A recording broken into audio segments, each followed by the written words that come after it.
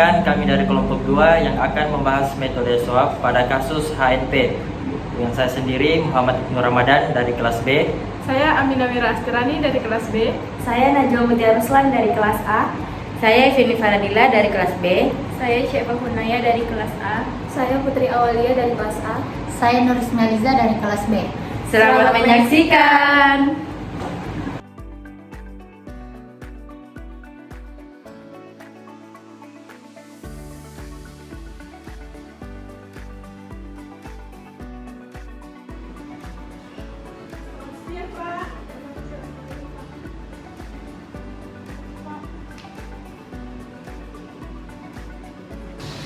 Permisi Pak, saya dengan Fisyarani. Saya hari ini bertugas untuk tangani tim. Sebelumnya siapa nama Pak? Mr. L. Mr. L. Berapa umur Pak? 48. 48 tahun. Di mana kita tinggal Pak? Jalan Pemuda Pancasila. Jalan Pemuda Pancasila. Sebelumnya apa pekerjaan Pak? Cleaning service. Apa hobi Pak? Berkebun. Berkebun. Jadi apa keluhan tadi Pak? Dari punggung bawah sebelah kanan di sini. Sudah dirasa sejak kapan ini Pak? Sejak 6 bulan yang lalu di sini. Dari posisi baru itu saya rasa sakit sekali. Jadi sama 2 hari yang lalu ini saya rasakan aktivitas di bagian kamar. Jadi nyerinya ini bertambah saat kalau kita mau tidur atau saat kita bangun gitu. Sebelumnya ada riwayat penyakit Pak?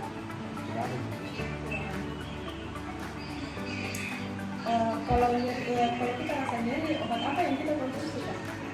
Paracetamol, ibuprofen. Jadi obat paracetamol dan ibuprofen. Baik, adapun interpretasi anamnesis sistem dari Mr. L.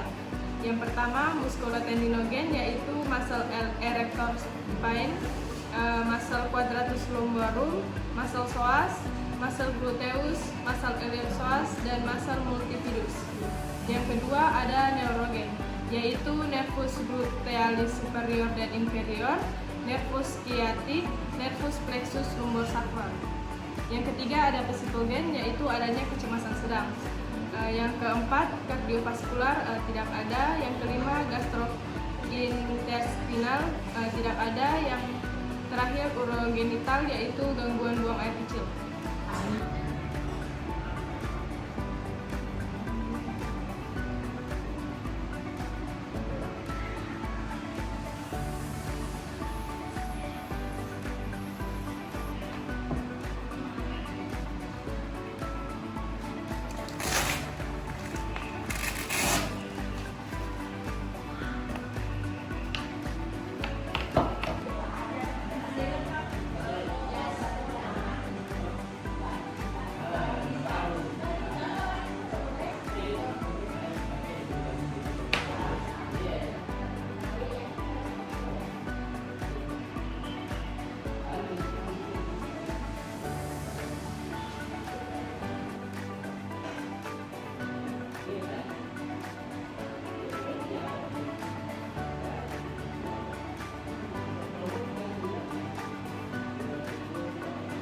Hasil dari pemeriksaan tanda vital Mr. L, tinggi badannya 170, berat badan 48 kg, tekanan darah 140 per 100 mm air raksa atau mengalami hipertensi derajat 1, pernapasannya 18 kali per menit, denyut nadi 80 kali per menit, dan suhunya 36 derajat.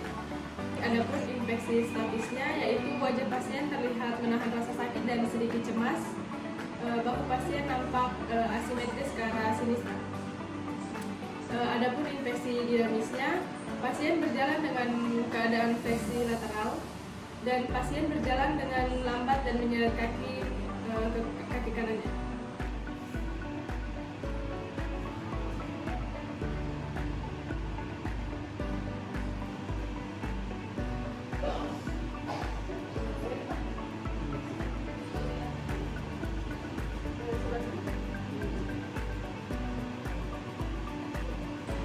interpretasi palpasi, suhunya dekstra sinistranya normal, kontur kulitnya dekstra sinistra normal, odemnya dekstra positif sinistra negatif, tenderness dekstra positif sinistra negatif. Baik Pak, saya akan melakukan beberapa tes orientasi untuk memeriksa fungsi saraf dan kekuatan otot Pak. Ikuti instruksi ini Pak. Coba angkat kaki kanan Pak.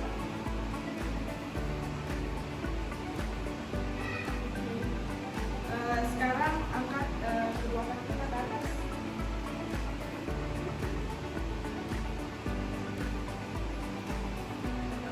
Gerakan selanjutnya, coba angkat punggung kita ke arah ke dalam.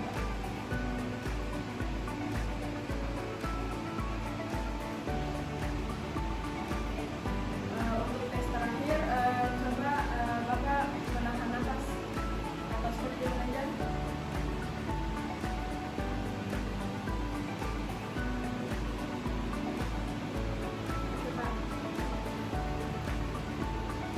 Baik, adapun interpretasi dari tes orientasi yaitu bernilai positif karena adanya kelemahan otot dan kesulitan bergerak.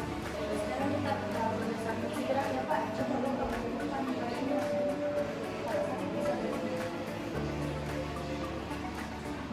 Sakit visual.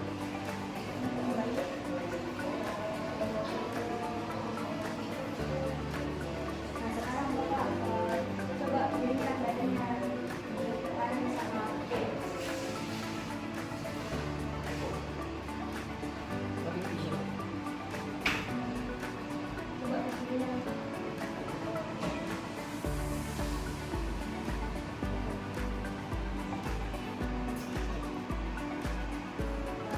Selanjutnya coba Bapak putar badannya semaksimal mungkin. Kanan dulu terus ke kiri.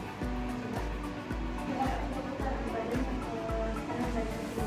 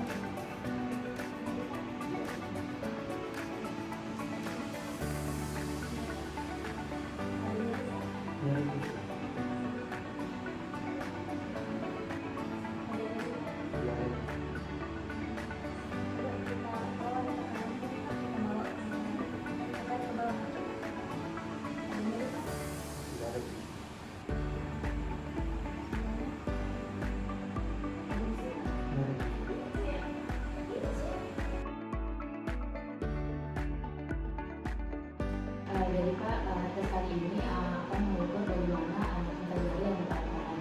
Jadi Pak, di dalam ini merupakan fun atau visual analog scale yang dimana di dalamnya itu ada angka 0 sampai 10 yang dimana angka 0 itu Pak tidak ada sama sekali nilai yang Bapak rasakan, dan kalau di angka 10 itu Pak nilainya sangat lambat yang Bapak rasakan. Nah, saya Pak dulu. Nah, di sini saya akan bertanya Pak bagaimana yang Bapak nyari Bapak rasakan pada saat Bapak tidak melakukan aktivitas seperti saat ini.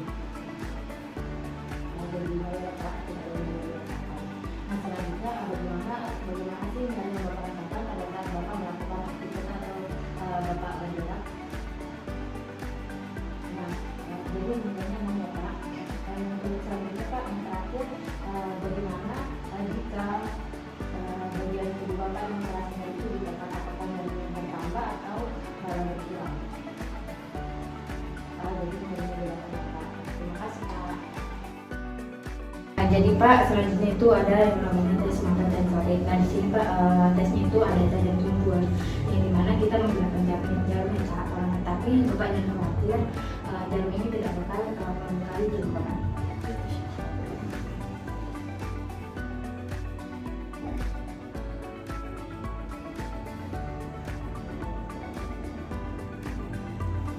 Gimana Pak, dirasa apakah tadi atau tumpul? Tajam di sini.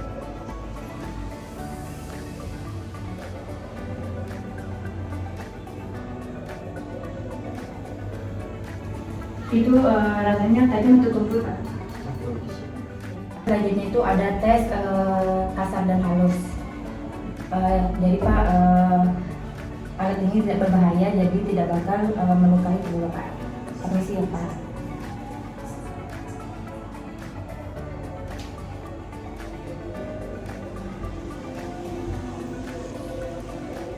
Jadi apa yang Bapak rasa, apakah kasar atau halus Pak? Kasar di sini. Selanjutnya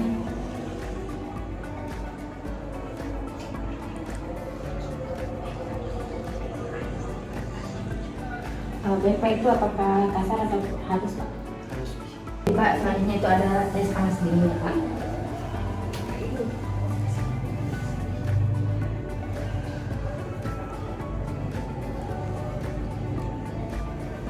Jadi apa yang Bapak rasa, panas atau dingin Pak? Panas di sini.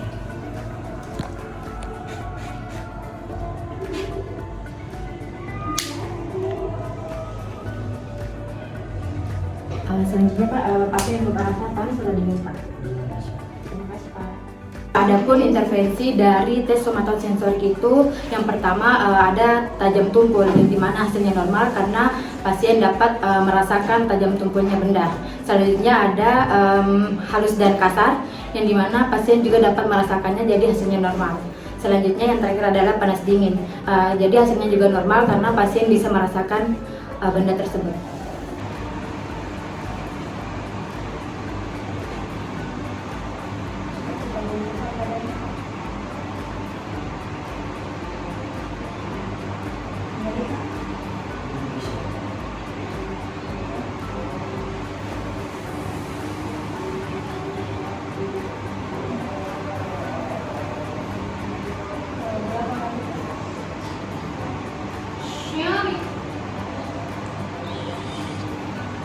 Nyeri sekali di sini.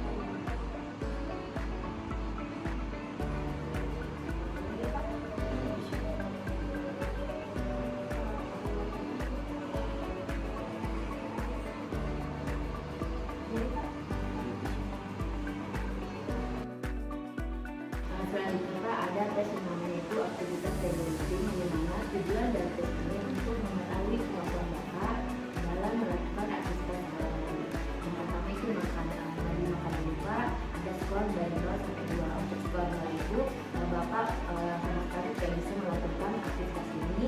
Yang kedua, nilai skor 1 itu Bapak membutuhkan bantuan satu orang, dan dari skor 2 itu Bapak juga melakukan secara mandiri. Jadi ini berapa Pak?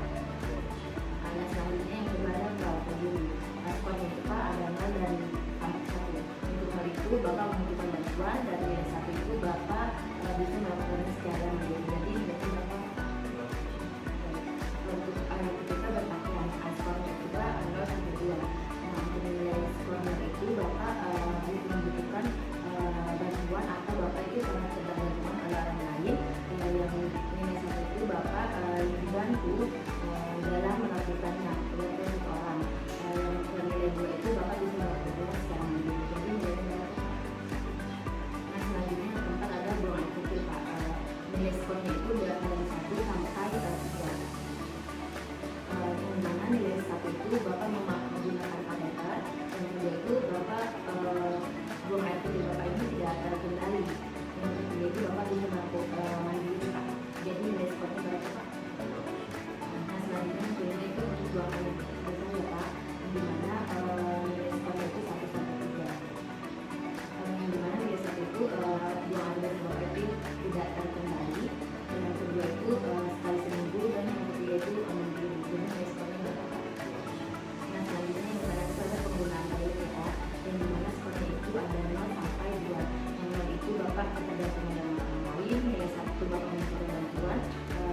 satu beberapa hal itu Bapak bisa melakukan secara mandiri, yang kedua itu Bapak bisa melakukan secara mandiri. Jadi ini Bapak selanjutnya kita dulu Pak ada tempat dari berbagai pendidikan.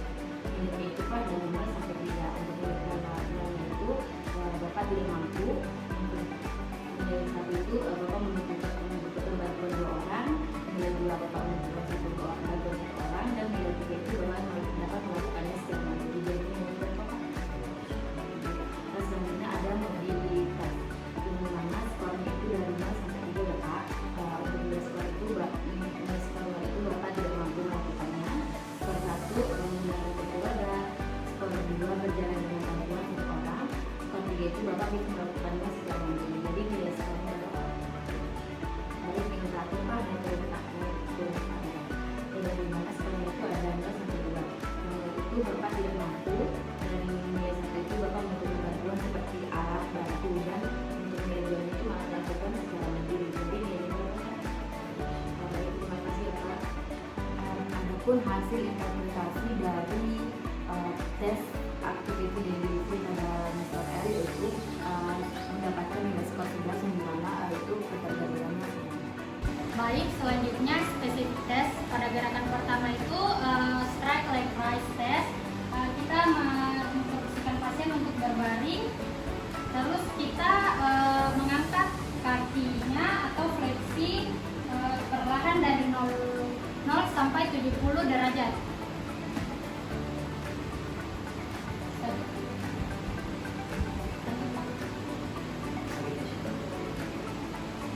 Baik, adapun interpretasi dari gerakan ini itu positif karena timbul nyeri atau mati rasa menjalar hingga ke kaki ketika dalam rentang 30 sampai 60 derajat. Baik, selanjutnya tes Braget test.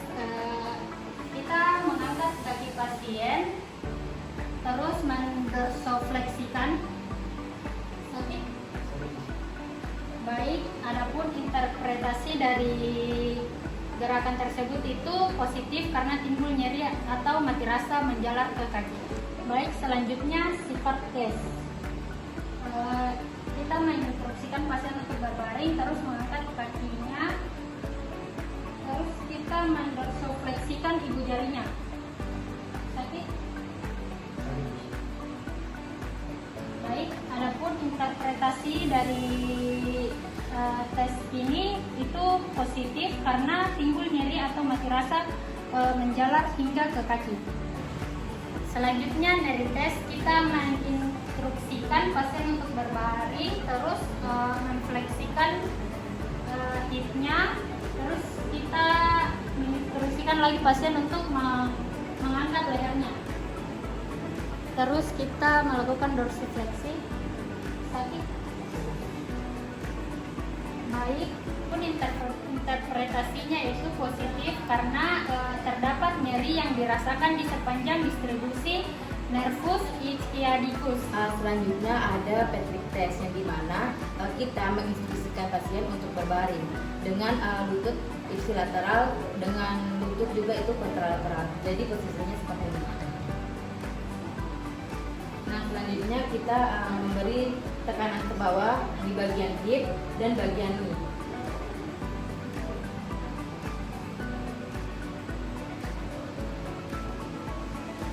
Nah, jadi Pak, bagaimana, apakah ada nyeri yang Bapak rasakan? Ada bisa. Nah, jadi hasil dari tes ini positif karena adanya nyeri yang dirasakan oleh pasien.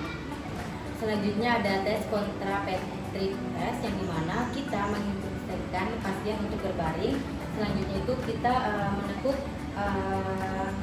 hip pasien sebesar 90 derajat dan kita melakukan gerakan fleksi, abduksi, internal rotasi serta ekstensi.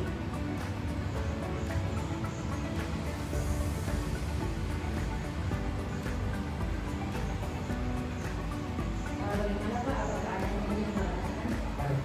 Nah, jadi hasil dari tes ini positif karena adanya nyeri pada sendi sakroiliaka. Adapun catatan atau hal penting dalam tes ini yaitu ada FADIRE yang merupakan singkatan dari fleksi, abduksi, internal rotasi, serta ekstensi. Baik, selanjutnya ada tes Revar Lesque test, yang dimana kita menginstruksikan pasien untuk berbaring tengkurap, sedangkan posisi fisioterapisnya itu berada di bagian samping tubuh pasien.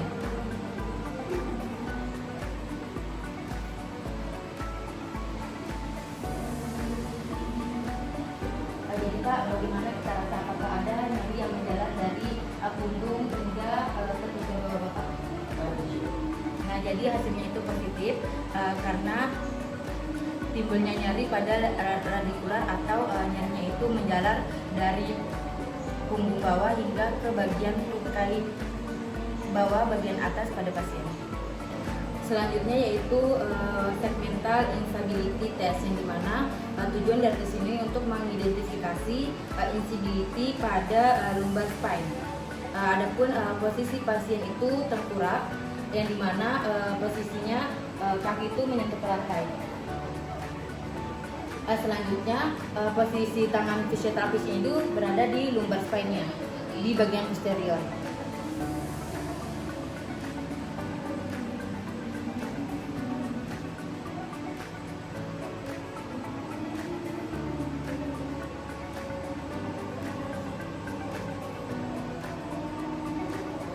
Nah, interpretasi hasil dari tes ini positif karena adanya timbulnya nyeri di bagian pada posisi rest karena adanya aksi otot yang berfungsi sebagai instability. Baik, gerakan selanjutnya yaitu iliac compress test. Nah, sini posisi pasien dimiringkan, kemudian kedua lutut pasien difleksikan, kemudian kedua tangan diletakkan pada vista iliaca pasien, terus menekan ke arah bed. Nah, interpretasinya ini positif karena adanya peningkatan sakroiliaca pada pasien. Baik, gerakan selanjutnya itu sacral thrust test.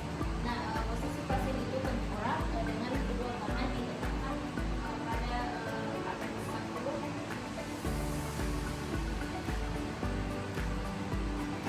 Nah, interpretasinya ini negatif karena pasien tidak mengalami nyeri. Baik, gerakan selanjutnya itu Gillette test. Nah, di sini posisi pasien berdiri, kemudian kedua ibu jari kita letakkan pada sisi pasien, kemudian kita menginstruksikan pasien untuk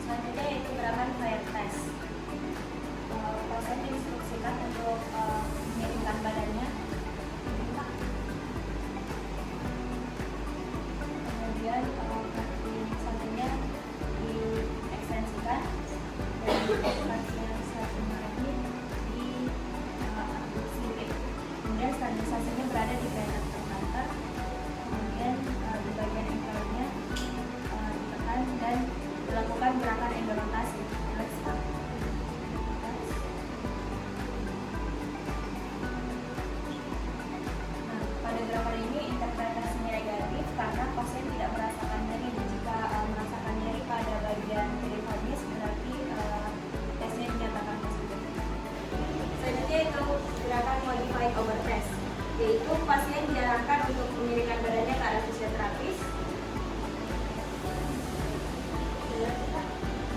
Kemudian kaki yang sehat difleksikan dan kaki yang sakit diekstensikan.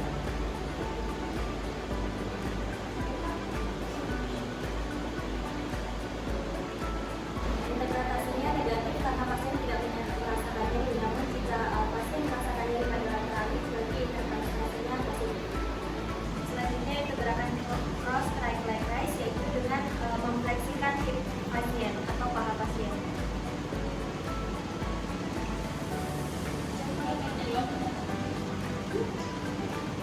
Nah, gerakan ini dilakukan pada sisi yang sehat atau tidak terkena masalah apa sakit. Selanjutnya nanti box breathing test, tujuannya untuk menentukan masalah tubuh.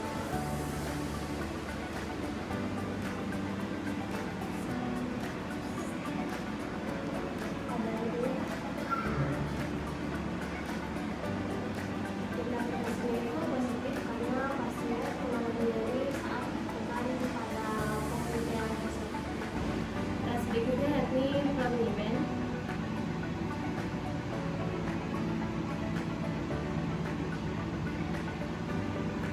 Gimana jadinya Pak? Di pinggang sama di pinggul gitu. Jadi interpretasinya yakni positif karena pasien mengalami nyeri pada punggung bawah dan bawah. Selanjutnya Pak ada beres orgas. Dan itu dikasih.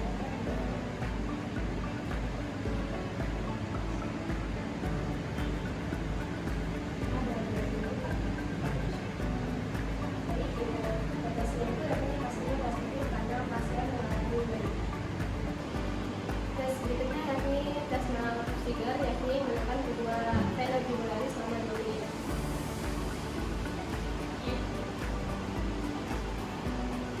Ada hasilnya. Interpretasinya yakni pasien positif karena pasien mengalami respirasi. Baik Bapak, selanjutnya saya akan melakukan tes refleks, di mana tes ini akan membantu kami untuk mengetahui apa ada masalah di sistem saraf atau tidak. Nanti saat saya ketuk mungkin ada sedikit sentakan dan itu normal Bapak.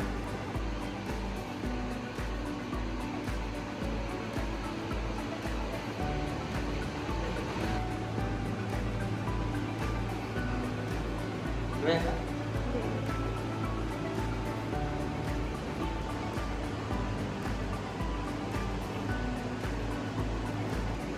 Baik Bapak, selanjutnya saya akan melakukan pemeriksaan manifest Sapa, di mana pemeriksaan ini membantu saya untuk memeriksa fungsi saraf dan mengetahui di mana sumber rasa sakit yang mungkin Bapak rasa. Nanti jika Bapak tidak merasa nyaman, bisa langsung dikasih tahu saya. Baik Bapak, saya akan memberikan contoh, lalu setelah itu Bapak bisa melakukannya kembali. Bapak bisa menarik nafas dalam-dalam, lalu tahan 3 detik sambil mengejar. Setelah itu bisa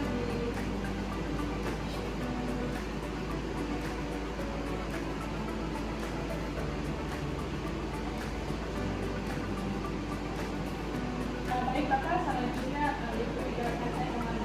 Tarik nafas dalam-dalamnya, lalu tiup punggung kanan tak ke posisi.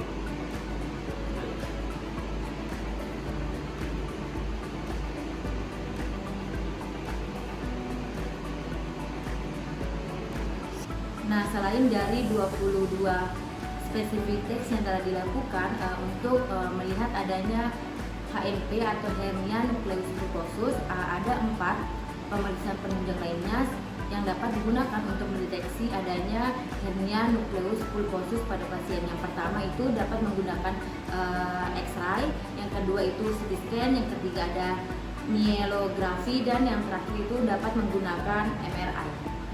Adapun asesmen fisioterapi yang telah dilakukan pada Mr. L. Yang pertama ada diagnosis fisioterapi. Nah, berdasarkan hasil asesmen yang telah dilakukan, diagnosis fisioterapi pada pasien ini adalah adanya gangguan aktivitas fungsional terutama pada kegiatan seperti beribadah, berjalan, berpakaian, toileting, serta keterbatasan gerak pada area lumbal dan sendi pinggul atau hip joint. Nah, selain itu pasien mengalami nyeri punggung bawah bagian kanan yang menjalar hingga tungkai kanan atas selama 6 bulan terakhir. Adapun problematik fisioterapi, yang pertama itu problem primer, terdapat nyeri pada muscle electrospina, muscle quadratus lumborum, muscle psoas, muscle gluteus, muscle iliopsoas, muscle multifidus.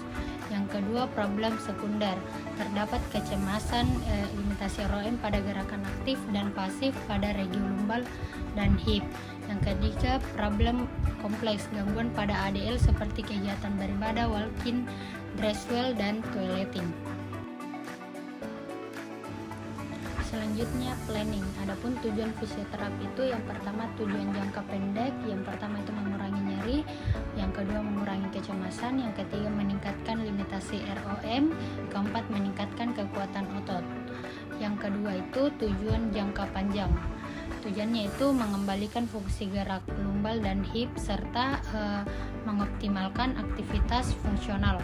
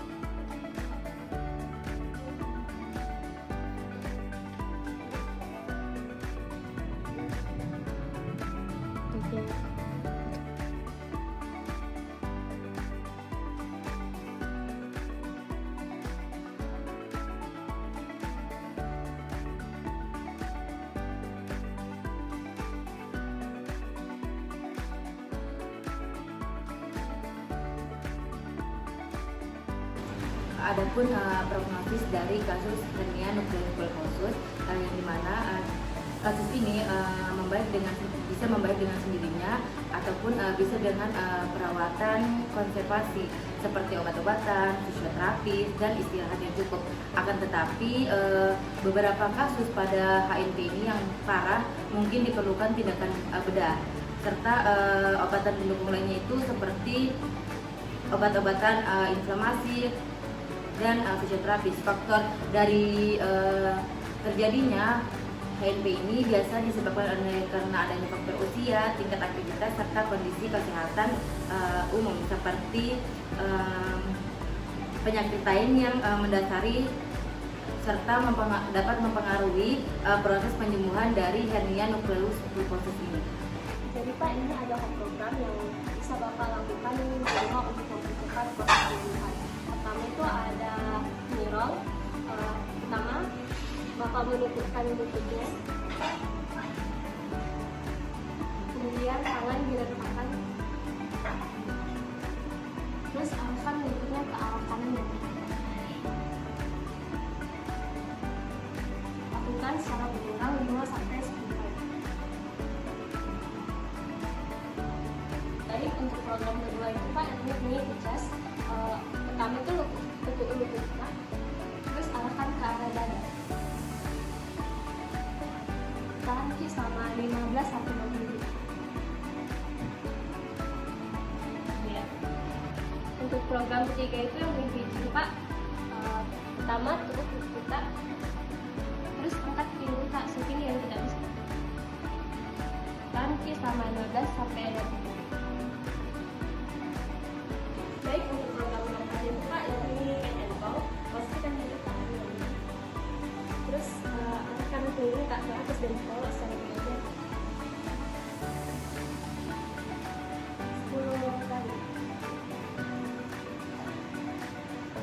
program Terima Cepat Standing Health Research itu caranya itu harga kita ke satu terus sekarang itu jadi tadi kita 5 sampai 10 menit.